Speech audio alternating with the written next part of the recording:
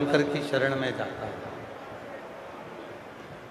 और जब शिव की शरण में वो पहुंचता है तो उसके जीवन की सारी उलझनें, उसके जीवन के सारे दुख, उसके जीवन के सारे कष्ट अपने आप समाप्त होने लगते हैं, क्योंकि उसको भरोसा पूर्ण हो जाता है, विश्वास पूर्ण हो जाता है।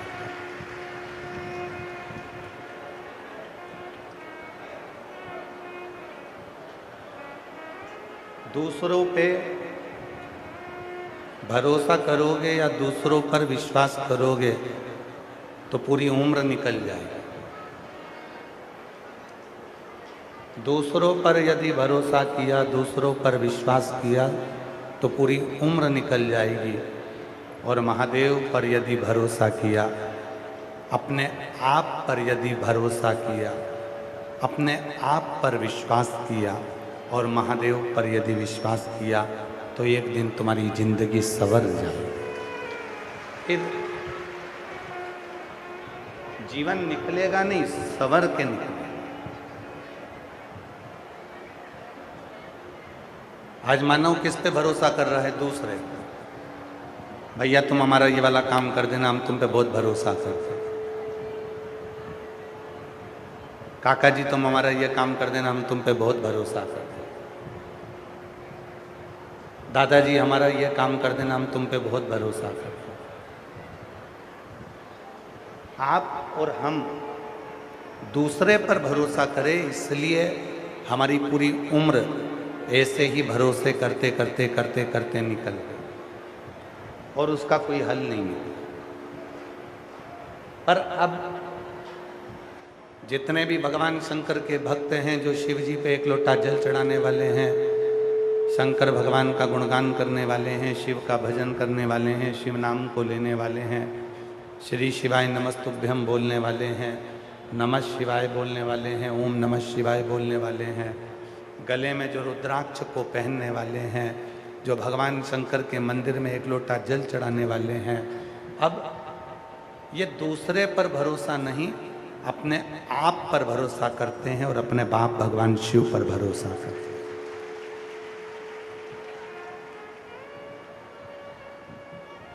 अब इनको मालूम है कि मैं खुद मेहनत करूंगा, मैं खुद परिश्रम करूंगा, और जब हम खुद मेहनत करेंगे, खुद परिश्रम करेंगे, खुद पढ़ेंगे, रात दिन एक करेंगे तो हमको उसका फल तो मिलेगा।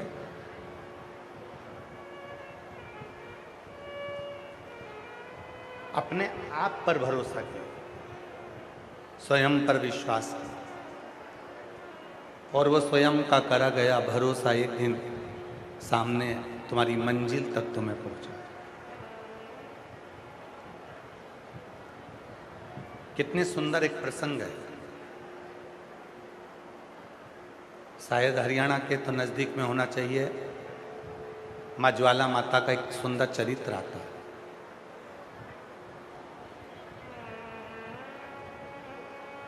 माँ ज्वाला देवी का एक सुंदर चरित्र है। एक बार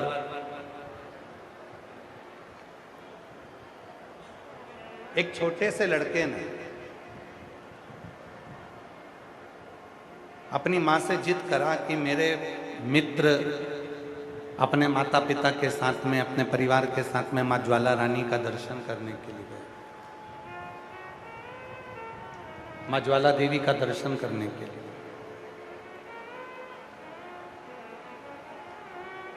पर माँ, हमारे पास में ऐसा धन नहीं है, हमारे पास में इतना वैभव नहीं है कि हम ज्वाला देवी तक जा सकें।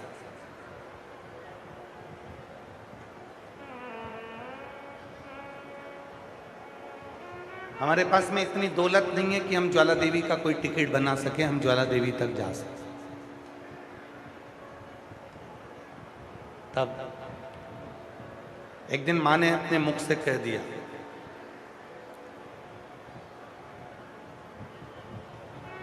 कि शिव के मंदिर में जो ज्योति जलती है, शंकर जी के मंदिर में जो दीप जलाया जाता है, शंकर जी के मंदिर में जो ज्योत जलाई जाती है, शिव जी के मंदिर में जो दीपक लगाया जाता है, शिव जी के मंदिर में जो दीपक प्रज्वलित करा जाता है, वो स्वयं ज्वाला देवी ही है। शंकर की शरणागति में आकर खड़े।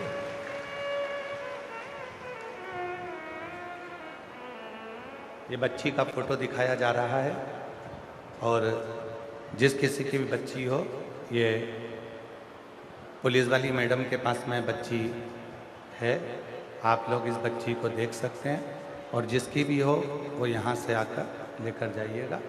बच्ची का फोटो दिखा दीजिए, एक बार वापस दिखा दो।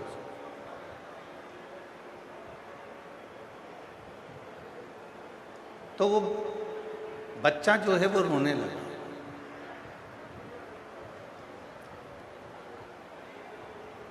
वो बच्चे की आंख में आंसू भर गए और माँ ने कह दिया कि जो शिव के मंदिर में, उस बच्चे का फोटो दिखा दो, उनसे कहना चैनल वालों से,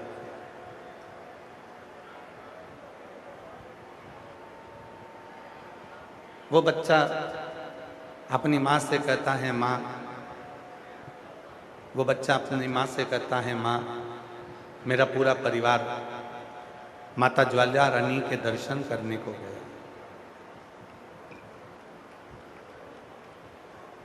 और ज्वाला रानी के दर्शन करने के लिए गया है, पर हमारे पास में इतना धन नहीं है, हमारे पास में इतना वैभव नहीं है, हमारे पास में इतनी संपदा नहीं है। एलईडी पर इन बच्चों को देख लीजिए, जिनके भी हों वो आकर इन बच्चों को ले जा सकते हैं। ज्वाला देवी के दर्शन करने का हमारे पास में धन नहीं है, हमारे पास में पैसा है।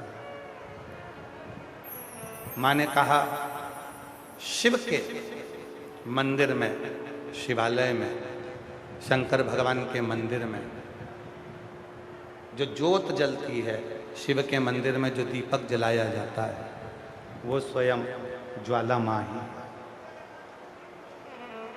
ज्वाला पशुपति व्रत में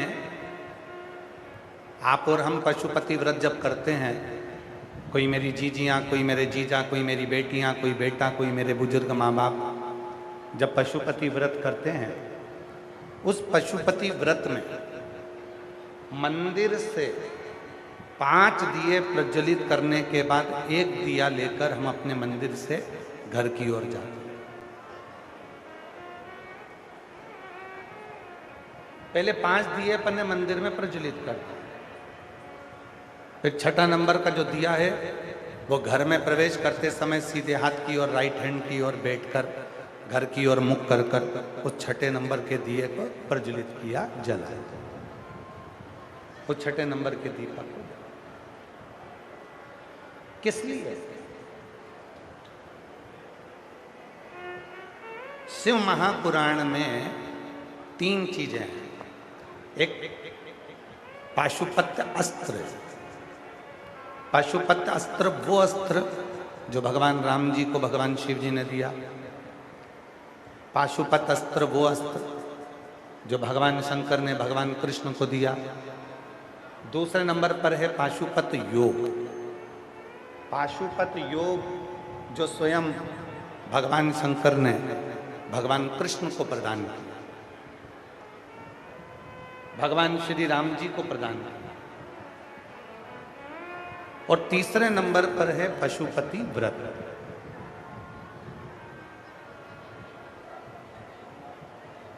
सारे देवताओं ने पाशुपत योग ले लिया, सारे देवताओं ने पशुपत अस्त्र ले लिया, अब बचा तो केवल एक पशुपति व्रत बचा।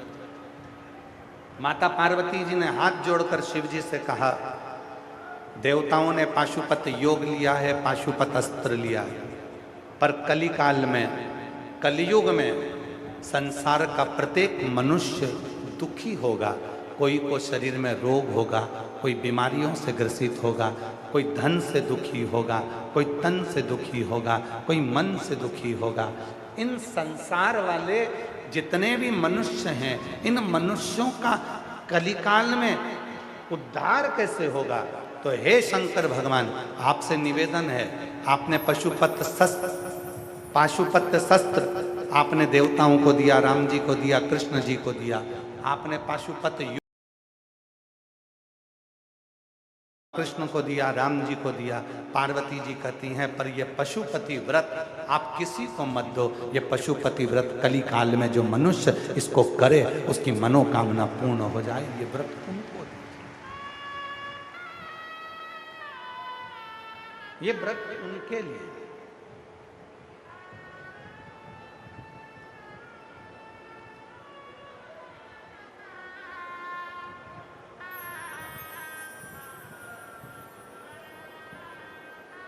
और जो पशुपति व्रत को इस कलिकाल में कल जहां हम अग्रसेन भवन में ठहरे हैं वहां पर इस व्यासपीठ से हमने कहा था कि जितने भी यूट्यूबर हैं, सोशल मीडिया है, प्रिंट मीडिया है, पत्रकार बंधु हैं, न्यूज़ चैनल हैं, सबसे मिलेंगे, सबका आभार व्यक्त करेंगे। मिले।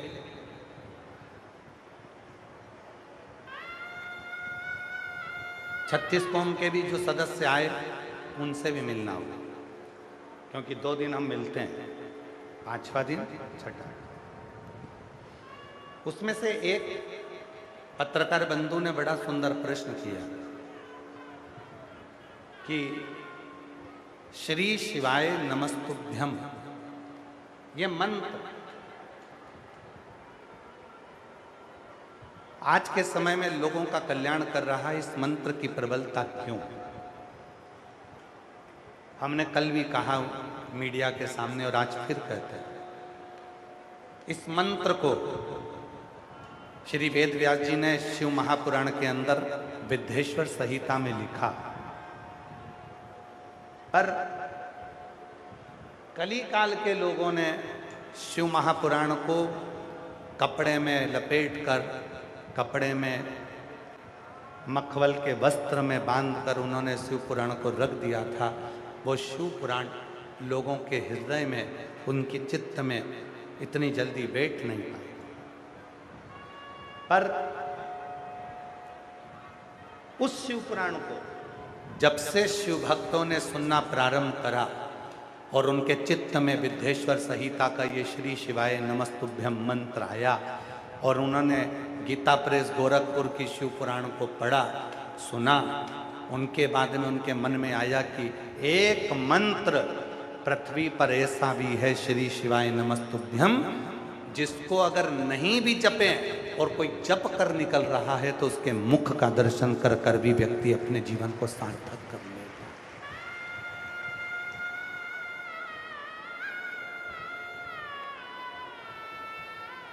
एक मंत्र है श्री शिवाय नमस्तुभ्यम जिसको स्नान करा नहाए तो जपो, नी नहाए नी स्नान करा तो जपो, भोजन कर रहे हो तो जप लो, नी कर रहे हो तो जप लो, पलंग पर सो रहे हो तो जप लो, कैसी भी दशा में हो, कैसी भी अवस्था में हो, अगर तुम्हारे चित्त में, तुम्हारी वृत्ति में श्री शिवाय नमस्तुभ्यम उच्चारण चल रहा है, तुम उसका स्मरण कर रहे हो, तो वो मंत्र तुमको तो सुख देगा ही देगा, पर तुम्हारे मुख का दर्शन भी अगर कोई दूसरा भी कर लेगा तो उसको भी सुख की अनुभूति हो जाएगी, उसको भी आनंद। ये वो मंत्र है, ये वो मंत्र। इस मंत्र की मूलता है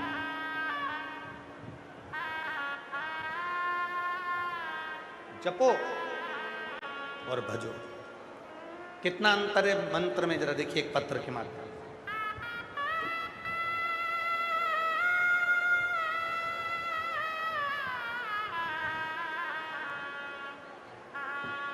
जरा पत्र को पढ़िएगा, बड़ा सुंदर पत्र है कि श्री शिवाय नमस्तुभ्यम बोलना और शिव महापुराण के कथा के पंडाल में बैठकर कथा को सुनना, शिव को अपने मन की बात कहना, कितना उसका असर होता है जरा देखिए। मेरा नाम अनीता है, मैं हरियाणा में हांसी जिला हिसार की रहने वाली हूँ। पत्र को आप लोग एलईडी पर पढ़ सकते हैं, आस्था चैनल पर पढ़ सकते हैं। मेरा नाम अनीता है, मैं हरियाणा में हांसी जिला हिसार की रहने वाली। मेरा मोबाइल नंबर ये है। गुरुजी, मेरे लड़के की शादी 2019 में हुई थी और उसके घर में एक 4 साल का लड़का भी हो गया, लेकिन मेरे बेटे की बहू हमारे घर में रहना नहीं चाहती थी। 2026 में फरवरी में उसने मेरे बेटे से तलाक ले लिया। मेरे बेटे का तलाक हो गया, बहू अपने बेटे को लेकर चली गई, मेरा बेटा अकेला रह गया।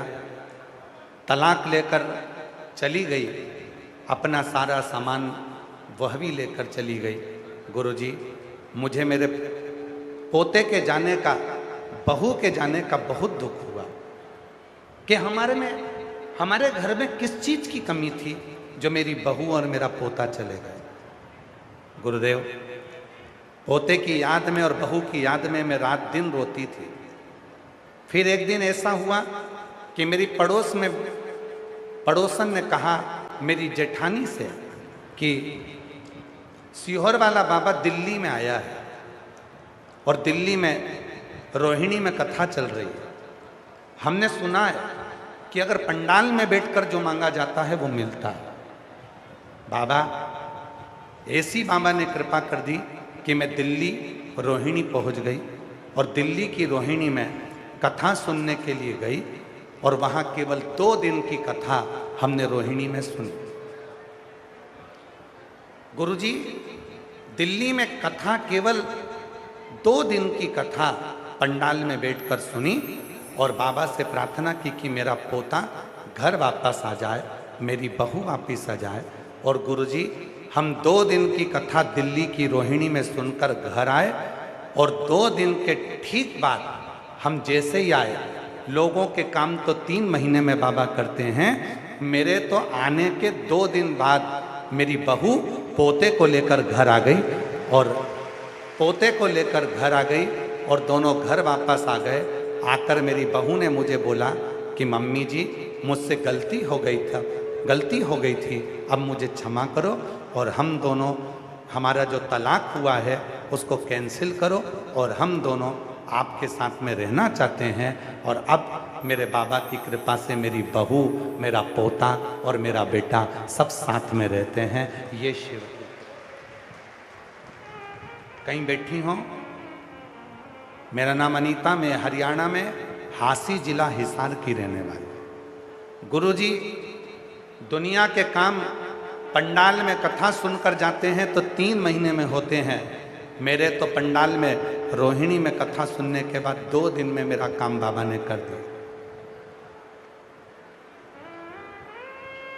एक लाइन उन्होंने बदल के लिखी है जो आज तक हमने नहीं गाई है। उस लाइन को आप भी देखिए। हम हमेशा कहते थे लुटा दिया भंडार काशी वाले ने, इस बहन ने लिखा है बसा दिया परिवार काशी वाले ने, कर दिया माला माल काशी।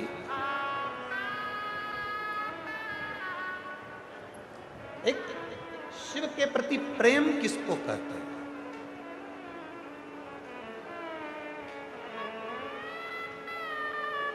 विश्वास किसको कहते हैं? भरोसा किसको कहते हैं? दृढ़ता किसको कहते हैं? वो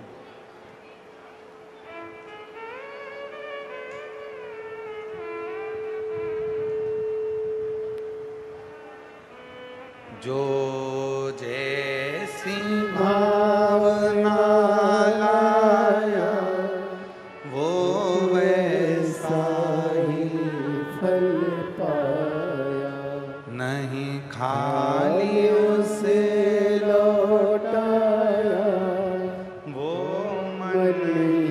मन हर्षाया, और कर दिया माला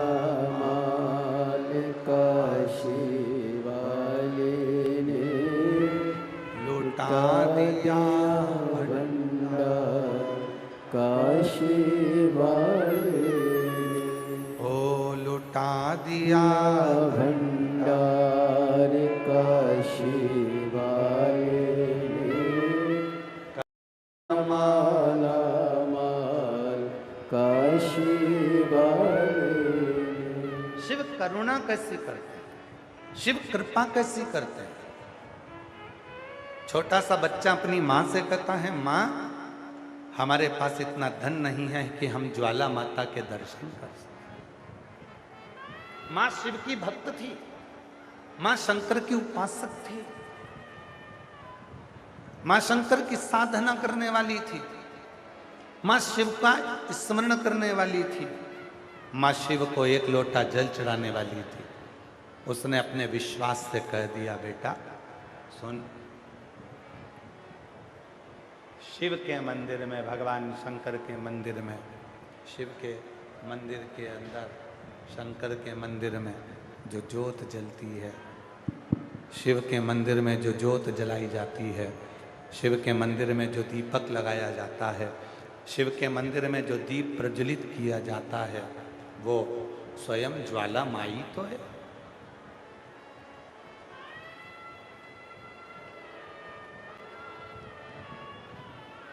कितने ज्योतिर्लिंग हैं? जम के बोलो, जम के। क्या बोलते हैं उनको? ज्योतिर्लिंग।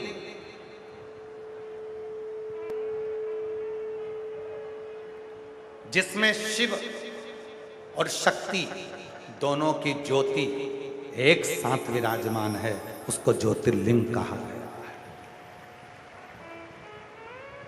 ज्योतिर्लिंग।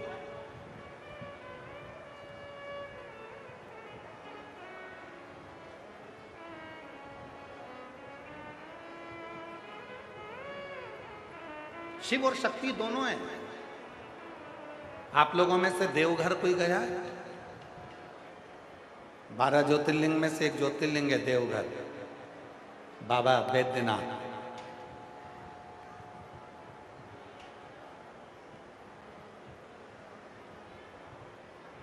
गए हैं? अगर आप लोग गए हैं तो वहां पार्वती जी की मूर्ति अलग से नहीं है, वहां मां पार्वती जी का स्वरूप अलग से नहीं है।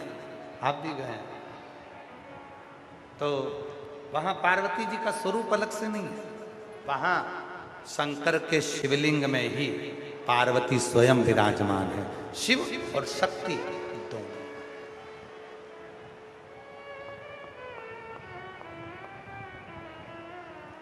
विश्वनाथ जाइए, 12 ज्योतिर्लिंग में से एक ज्योतिर्लिंग काशी विश्वनाथ, जहां पार्वती जी का स्वरूप अलग से नहीं है, अन्नपूर्णा का स्वरूप है, पर पार्वती मैया उस विश्वनाथ जी के साथ में, विश्वनाथ के शिवलिंग के साथ, ज्योतिर्लिंग के साथ विराजमान। ज्योतिर्लिंग।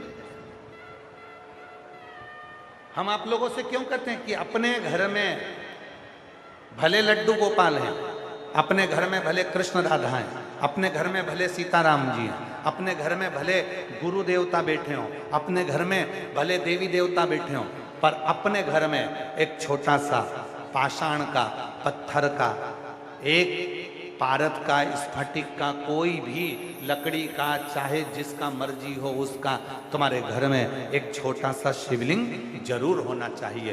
क्यों होना चाहिए? क्योंकि जिस घर में शिवलिंग होता है उसमें शंकर और पार्वती की ज्योति हमेशा रहती है, और जिसके घर में ये दो ज्योतियां हमेशा रहती है उसके घर में कभी विपदा नहीं आती है, उसके घर में कभी तकलीफ नहीं। और तकलीफ आ भी जाएगी ना तो थोड़ा समय लेकर चली जाए।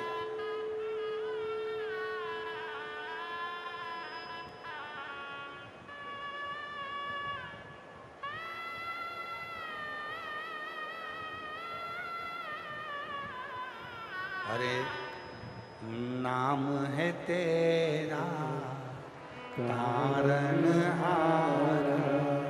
कब तेरा दर्शन होगा। तेरी प्रतिमा इतनी सुंदर, तो कितना सुंदर होगा, तू कितना सुंदर होगा। नाम है तेरा तारणहारा, तेरा दर्शन होगा, जिसकी प्रतिमा इतनी सुंदर, वो कितना सुंदर होगा, वो कितना सुंदर होगा। माँ कहती है अपने बेटे से, तुझे ज्वाला माता के दर्शन करना है तो तुझे ज्वाला देवी जाने की जरूरत नहीं पड़ेगी। शंकर के मंदिर में जब भी कोई भक्त दीप लगाए और उस दीपक की ज्योति का दर्शन जिस दिन तूने कर लिया, उस दिन तेरे घर में ज्वाला माई स्वयं आकर खड़ी हो जाएगी। वो दर्शन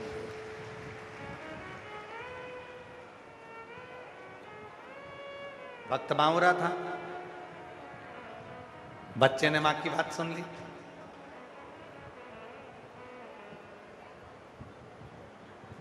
और बच्चे ने मां की बात सुनकर सीधे शंकर जी के मंदिर में चला गया।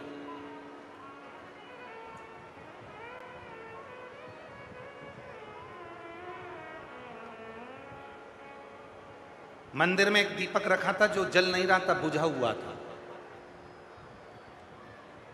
था, जो बुझा हुआ था, जो जल नहीं रहा था, ठंडा हो चुका था, केवल उसमें बाती थी, वो भी आधी जली हुई।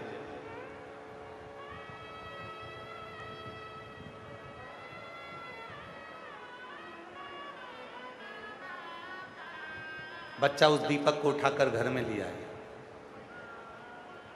मां, तू तो कहती थी कि शिव के मंदिर में जो दीप है, शिव के मंदिर में जो ज्योति है, वही ज्वाला मां है, ये तो है ही नहीं। मां ने अपना माथा ठोका, कहा मैंने तुझे कहा था कोई दीपक जला कर जाता है तो वो ज्योति ज्वाला मां होती है। नहीं मां, मेरा मित्र कह रहा था ज्वाला जी में जो ज्योत है उसको किसी ने जलाया नहीं है, ज्वाला जी में जो ज्योत है उसको कोई ने प्रज्वलित नहीं करा, वो तो अपने आप मां प्रकट हुई है। तो मां, मैं नहीं मानता, मैं उस दिन मानूंगा जिस दिन ये बुझे हुए दीपक में ज्योति आ जाए।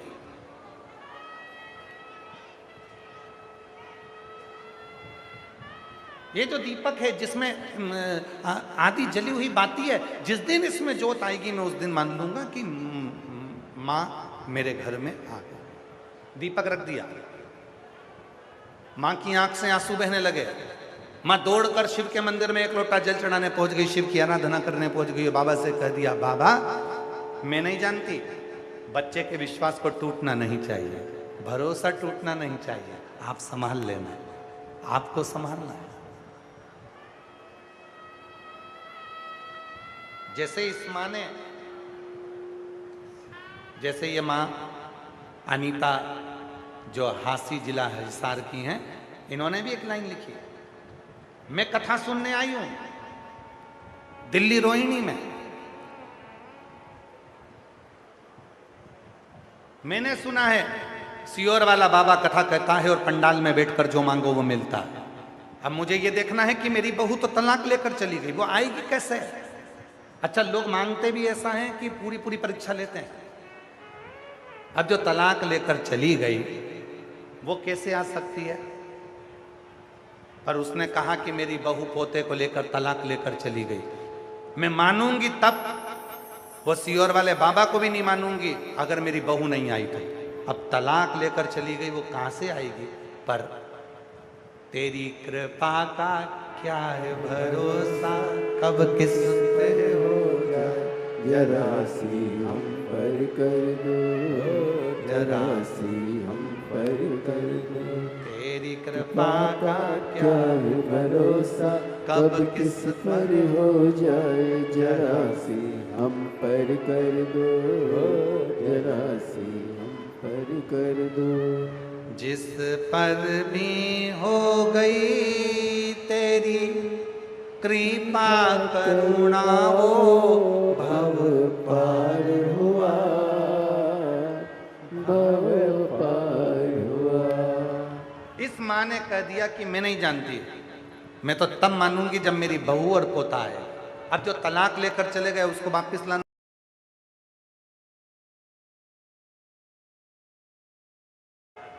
2 दिन की कथा सुनकर गई और बाबा ने कृपा कर कर 2 दिन बाद तो बहू और पोता दोनों घर पहुंच गए और तलाक अपनी जगह रखा कि रखा। तलाक अपनी जगह।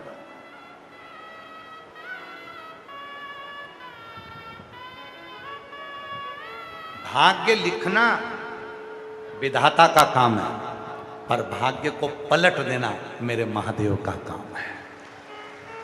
पलट दिया, भाग्य को पलटा।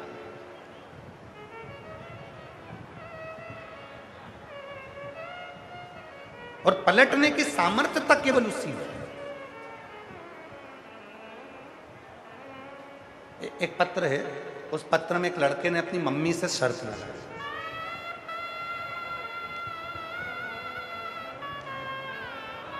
तेरी कृपा का क्या है भरोसा, कब किस पर हो जाए जरा सी हम पर कर दो। मेरा नाम मनीषा है, मेरे पति का नाम संजय राणा है। गुरुजी, मैं अराइनपुरा ग्राम जिला करनाल की निवासी हूँ। मेरा नाम मनीषा है, मेरे पति का नाम संजय राणा है। गुरुजी, मैं अराइनपुरा ग्राम जिला करनाल की निवासी हूँ। अहो भाग्य हमारे जो आप हमारे शहर घरोंडा में पधारे। गुरुदेव, मैं आपकी कथा टीवी के माध्यम से सुनती हूँ। आज तक मैं आपको कभी देखी नहीं, अभी तक मैंने आपको कभी सामने से नहीं देखा। पहली बार आप घरोंडा में आए, हमने आपका दर्शन किया। गुरुजी, शिव पुराण की कथा सुनी। गुरुदेव, मेरा लड़का कर्ण राणा जो 12वीं पास करने के बाद गुरुदेव कई तैयारियां करता रहा, पर उसका सिलेक्शन के लिए वो तैयारी करता। एक दिन उसने मुझसे कहा, मां, क्या मैं इंडियन आर्मी में जा सकता हूं? क्या मेरा आर्मी में सिलेक्शन हो सकता है? मैंने अपने बेटे से कहा, क्यों नहीं होगा मां, तो जिस सियोर वाले बाबा की कथा सुनती है, तू कहती है कि मंदिर में 1 लोटा जल चढ़ाने जाया कर। अगर मैं जल चढ़ाने जाऊंगा तो क्या मेरा बाबा इंडियन आर्मी में सिलेक्शन करवा देगा? क्यों नहीं? पर वो सियोर वाला बाबा कहता है कि अपनी मेहनत को 4 गुना करना पड़ेगा। अपनी मेहनत 4 गुना करना, रात दिन एक करना, तब शहद का बेलपत्र लगाकर शिव को जाना, मिलेगा फल। आज गुरुजी, जिस बेटे ने शर्त लगाई थी, क्या मेरा बाबा मुझे दे सकता है? आज मेरे बेटे का इंडियन आर्मी में सिलेक्शन हो गया। मैं बाबा को यहाँ धन्यवाद देने के लिए आई हूँ। बेटे का फोटो भी लगा रही हूँ, मैं अपने पुत्र का फोटो भी लगा रही हूँ, जिसका इंडियन आर्मी में सिलेक्शन हो गया। गुरुदेव,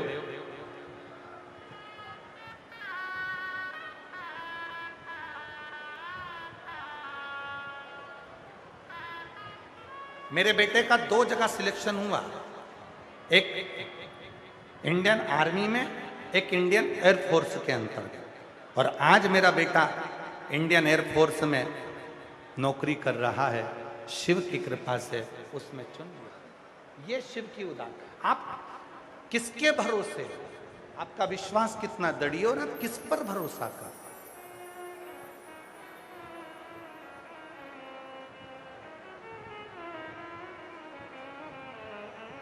संसार के लोगों पर किया गया भरोसा एक दिन टूट सकता है, पर शिव पर किया गया भरोसा कभी टूटने वाला नहीं। 2 शब्द हैं, और वो 2 शब्द आपकी जिंदगी में हमेशा सामने आएंगे। एक शब्द है गलत और दूसरा शब्द है गलती। बोलो कौन कौन से शब्द हैं? आवाज नहीं आई, बोलो जम के बोलो जरा। गलत और दूसरा गलती।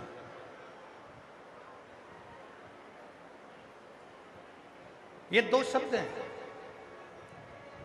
मेरे ओघड़दानी, मेरे शंकर भगवान, मेरे त्रिलोकी के नाथ, मेरे त्रिकालदर्शी, कैलाशी, अविनाशी। गलती करने वालों को क्षमा कर देते हैं, पर गलत करने वाले को कभी क्षमा नहीं करते। अब पूछोगे कि गुरुजी ये गलती और गलत में क्या अंतर? गलती हमेशा भूल से होती है और गलत करने वाला व्यक्ति कभी भूल से गलत नहीं करता, वो गलत नियत से गलत करता है। इसलिए मेरा शंकर गलत करने वालों का कभी भला नहीं करता। गलती हो गई कोई बात नहीं, दिए लगाने गई थी, दीपक लगाने में गलती हो गई, क्षमा। जल चढ़ाने में गलती हो गई, क्षमा। व्रत करने में गलती हो गई, क्षमा। पूजन करने में गलती हो गई, क्षमा। 13 जून को पुरुषोत्तम मास की जो शिवरात्रि और शाम को 7 बजे आप और हम सभी ऑनलाइन आस्था चैनल पर, यूट्यूब पर, फेसबुक पर ऑनलाइन अपने घर में पार्थिव शिवलिंग की पूजन करेंगे। सब अपने अपने घर में पूजन करेंगे, एक जगह पर बैठकर हम पूजन करेंगे, वो सबका दर्शन कराएंगे। और 5 चीजें आपको पहले बता चुके हैं, जो चढ़ाने वाली चीजें हैं वो भी बता दी है, और पूजन की सामग्री की लिस्ट भी तुम्हें टीवी के माध्यम से मिल जाए, सोशल मीडिया के माध्यम से मिल जाए। अब कई माताएं कहती है गुरुजी आप जब पूजन कराते हो कई बार मंत्र जल्दी जल्दी हो जाते हैं तो हम चढ़ाने वाला सामान थोड़ा धीमे चढ़ा पाते हैं, कई बार हम ये सामान चढ़ा ही नहीं पाते, कई बार हमारा सामान हम भगवान को चढ़ा ही नहीं पाते, तो क्या हमसे गलती हो गई? ध्यान देना, गलती अगर होती है तो शिव क्षमा करते, गलत को शिव क्षमा नहीं करते, गलती को शिव क्षमा करते। गलती भूल से होती है और गलत नियत से होता है।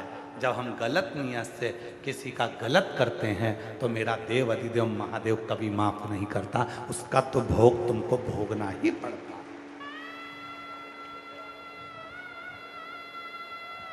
उसका भोग तो तुम्हें भोगना पड़ेगा। तुमने अगर गलत नियत से लोभ के कारण तुमने अपने कि मुझे इतना हो जाएगा, मैं ऐसा कर लूंगा, मैं वैसा कर लूंगा, लोभ के चक्कर में, वासना के चक्कर में, आसक्ति के चक्कर में, तृष्णा के चक्कर में, मैं हूं, मैं करूंगा, मेरा धन, मेरा वैभव, मैं इतना कर लूंगा, मेरे पास में इतना धन आ जाएगा, मेरे पास में ऐसा हो जाएगा। जब व्यक्ति गलत नियत से कुछ करता है तो मेरा शंकर कभी उसका साथ नहीं देता, और गलत नियत से करने वाला व्यक्ति जब गलत करता है तो एक ना एक दिन उसकी ऐसी दशा होती है कि मरते दम तक वो ये भूल नहीं पाता कि मैंने जिंदगी में ये बहुत बड़ा गलत काम कर दिया है।